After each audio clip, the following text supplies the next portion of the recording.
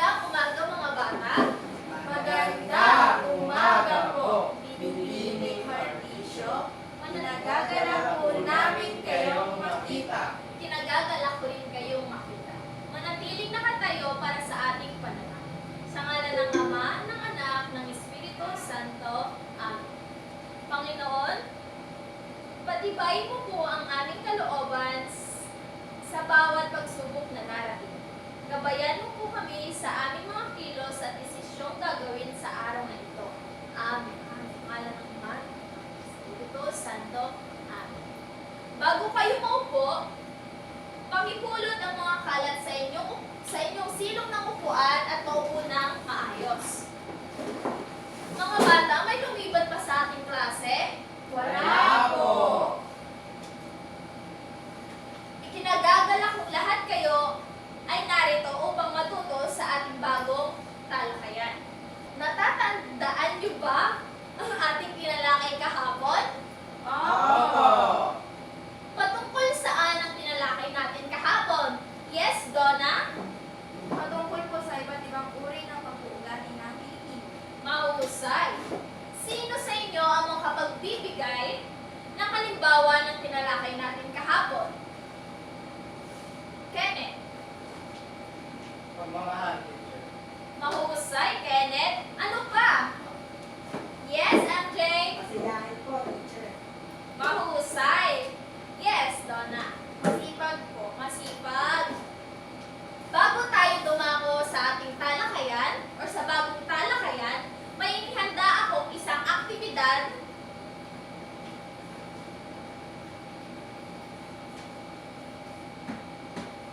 mayroon akong isang bagay dito. Maaari pa kayong tumayo muna? Mayroon akong isang bagay dito na inyong ipapasa sa inyong katabi habang tumutugtog ang musika. At kung sino man ang nahintuan ng musika ay siyang pupunta sa harap at magbibigay ng idea tungkol sa salitang fiesta. Maliwanag? Opo.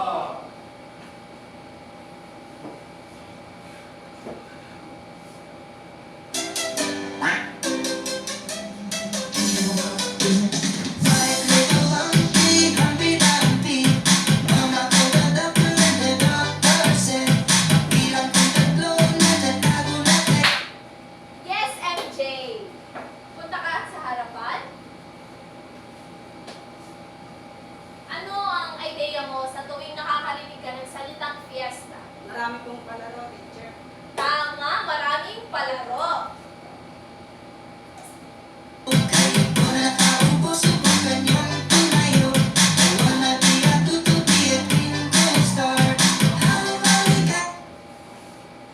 Yes, Donna. Ano ang idea mo? Marami pong tao. Maraming tao, tama.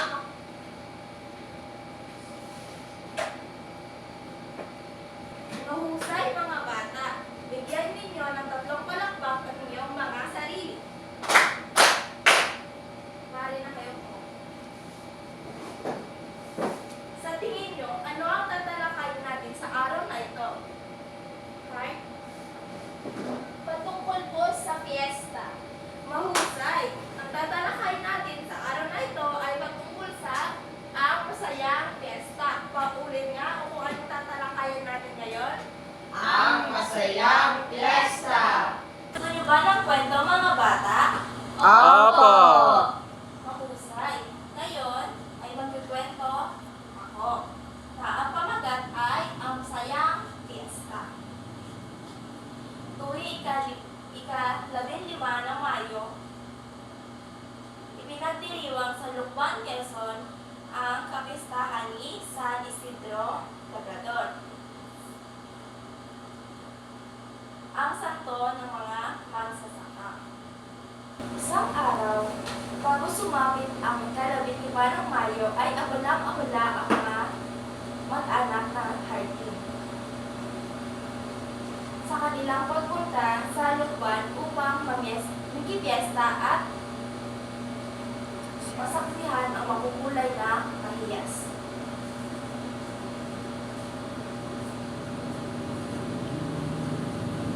Madaling araw, tumunog ang orasan sa sala. Kring, kring. Hudyat nagigising na ang mag-anak. Bumalikwas si Orlando sa kama at marahang tumayo patungong bintana. At dahan-dahan siyang sumilip sa bintana. At nagulat siya nang tumalaok ang manok. Tiklaok. Kilala ni Orlando ang kanilang mga gamit sa sasakyan. Broom, broom, broom. Walang kada na ang sasakyan papunta sa lukban. Umarangkada na ang sasakyan papalapit na sila sa lukban.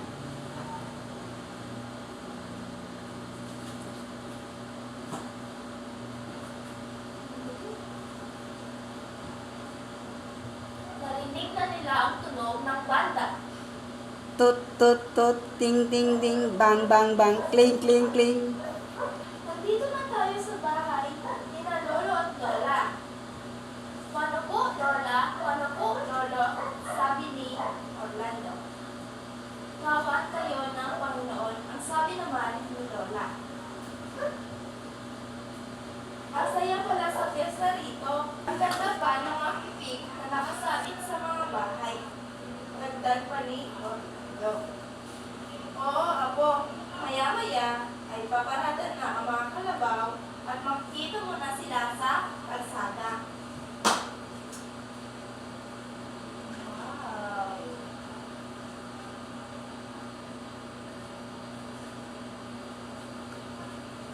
Dagling dumungong sa bintana si Orlando. Ayan na ang mga parada ng mga kalabaw. Anga. Anga. Pasigaw siyang tumakbo papalabas ng bahay. At dyan nagtatapos ang ating kwento. Nagustuhan niyo ba mga bata? Opo. Naiintindihan niyo ba ang kwento mga bata? Opo! Dahil dyan, meron akong inanda ditong aktibidad. Ang aktibidad na to ay isang laro na pinamagatan kong hulaan mo ako. Ngayon, hahatiin ko kayo sa dalawang pangkat. Ito ang pangkat isa at ito ang pangkat dalawa. At meron akong larawan na ipapakita sa inyo. Tukuyin niyo ito kung ano ang mga ito. At kung sino ang maraming naisagot na tama, ang siyang mananalo. Maliwanag ba mga bata? Opo!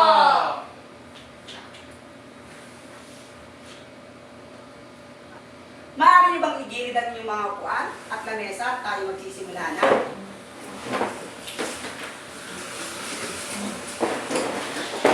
Handa na ba kayo mga bata? Opo! So simulan na natin. Ganito ang gagawin nyo.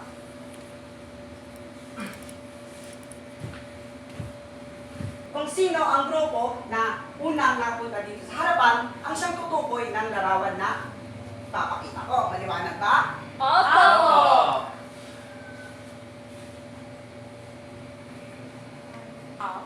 Handa na ba kayo? Opo! Isa, dalawa, tatlo! So tukuyin mo kung ano ang nasa larawan. Ang pagpipilian ay, una ay karerang itakbo, ilhang tali, karerang isako, at tagu-taguan. Letter C po. Tama. Ito ay karerang isako. At sa pangalawa naman, kung sino ang unang makaabot nito, ang siyang tutukoy sa larawan na ito. So, handa na ba kayo? Opo! So, pumili kayo ng isa sa inyong kagrupo at pumunta dito sa harapan.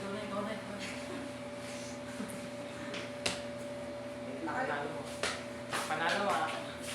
Isa, dalawa, tatlo! Ano naman? Tingin mo, ano ang nasa larawan? Letter A po, abot pa premyo. Tama!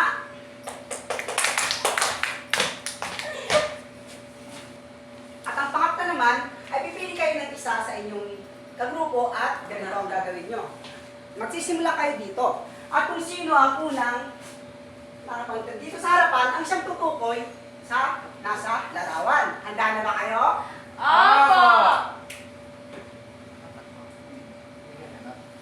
Isa, dalawa, tatlo. Ayun. So, sa tingin mo, ano ang nasa larawan? Una, karerang bisako. Pangalawa, ilaang tali. Pangatlo, karerang ditakbo. Ang huli ay ang tagu-taguan. Karerang ditakbo po. Tama! Ang pang-apat na larawan ay ganito ang gagawin nyo. Kung sino ang makalagpas sa guhit, ang siyang matatalo.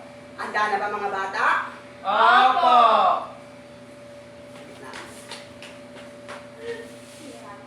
Mila ka. Isa, dalawa, Kayo. Oo, mas kami naman yun. isa, dalawa, tatlo. Sayang. Wala ka sa manyan eh. Dito kayo, Per. Hindi lang yan. Ang nanalo ay ang unang grupo. So sila ang tutukoy ng ika-apat na larawan. Sa tingin mo, Dalawa. Sa tingin mo. sa tingin nyo, ano ang nasa larawan? Una, karerang ditakbo. Ilaang tali, karerang bisako, or tagu-taguan. Ilaang itali. Tama! At ang panghuli, ganito ang gagawin nyo. Meron akong pick dito at ito ay ilalagay ko dito. Kayo ay tatalikod. At kung sino ang unang makakuha ng biik, ang siyang maglalahad or tutukoy ng nasa larawan. Handa na ba kayo? Opo! Isa, dalawa, tatlo! Ang pangalawang grupo ang nauna. Yay! So, sa tingin mo, ano ang nasa larawan? Karerang ditakbo, hilaang tali, karerang bisako, at ang huli ay ang kabulang biik. Kabulang biik po. Tama. At ang nanalo ay ang pangalawang pangkat. Sa ating palagay ay naunawaan nyo ang ating tinalakay. Tungkol saan nga ba ang kwento? Tungkol po ito sa masayang fiesta. Mahusay. Saan naman pinagdiriwang ang nasabing fiesta? Donna. Sa Lukban, Quezon po. Sinong santo ang pinasalamatan ng mga magsasaka? Ay, Si San Isidro Labrador po. tama. Mahusay mga bata. Bigyan nyo ng palakpak ang iyong sarili. Para sa inyong pangalawang aktibidad,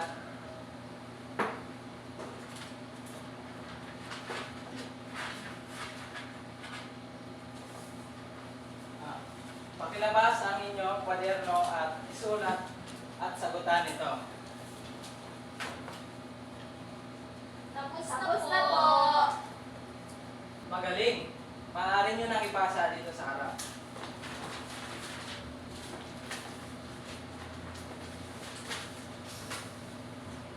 Ngayon, sino ang unang gustong sumagot? Okay. Maaaring basahin mo muna bago mo sagutan. Sige po. Unang tanong, bakit naghahanda ang pamilyang Hardin? Kasi po, pupunta sila sa bahay ng kanilang lolo at lola. Tama. Sa pangalawang tanong, sino ang gustong sumagot? Donna.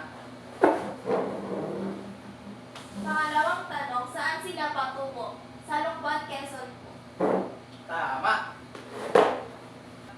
Sa pangatlong katanungan, sino ang gustong sumagot? Art. Kailan ipinagdiriwang ang pahiyas? pinagdiriwang ang pahiyas tuwing ika-15 ng Mayo. Tama. At sa pang-apat na katanungan, Lovely, Pang-apat na tanong, bakit kinagayakan ng mga magsasaka ang kanilang kabahayan ng iba't ibang kulay at sinasabitan ng produktong kanilang sinakap? Pasasalamat kay San Jacinto, Labrador. tama.